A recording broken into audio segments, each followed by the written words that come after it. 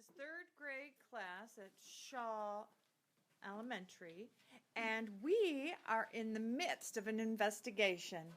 This classroom has chosen to take a look at their very first test after taking that same test today, May 23rd. They were really excited to see how they've grown this year in third grade. So we passed back their September test, and I would like some volunteers to share out some noticing.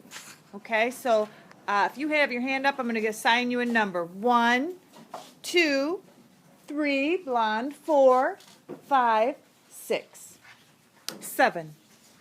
Okay, so let's go with number 1. What did you notice about your first test in September? That I only got one right at, and I believe this time I'm thinking about I might get 6 out of 8 or 8 out of 8 or 7 out of 8. So he already knows deep in his soul that he did better this time around. Thank you. Number 2.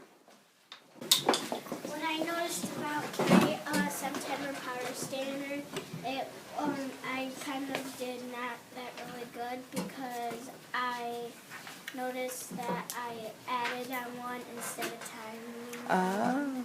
So she noticed she made an error when it came. Was it a story problem? It was a multiplication problem that resembles the array will explain your thinking. So she looks at her first problem and says, oh, I see where I went wrong. Thank you. Number 3. Instead of doing, I did the times problem, and I got it wrong because I put tally marks in the circles, and then I did a crazy times thing. So she put tally marks in her circles. She looks at us right now going, I don't know why I did that back in September, but Okay. All right, we're going to go with it. Thank you for that observation. Number 4. I noticed that my biggest problem on the test was I didn't explain, and I think that's why, because I didn't know what I was doing, but now I know what I'm doing, and I'm getting like 8 out of 8 or 7 out of 8. So that piece to your power standard test that asked you to explain your thinking was very difficult in the beginning, and now you got it. Yep. Number 5, or was it 5? Yeah. The hardest part on mine was the explain part, and I also only got 3 on my test. So your very first test, you got a 3 out of 8. Not bad. Not bad. How do you think you did today on this very same I think I test? probably got 8 out of 8 this time. You feel pretty good? Mm-hmm. Okay, 3 out of 8 to 8 out of 8. Number 6. I realized that I got 2 left on the test, but now I think I'm getting like 7 out of 8 and 8 out of 8. Oh, yes. I'm noticing your bar graph has really jumped. Mm-hmm. And sometimes I'm getting 6 out of 8. Yes, yes. Well, is there anyone else that wants to share out something? Oh, yes, I'm sorry, sir. Ethan? My biggest problem was I wasn't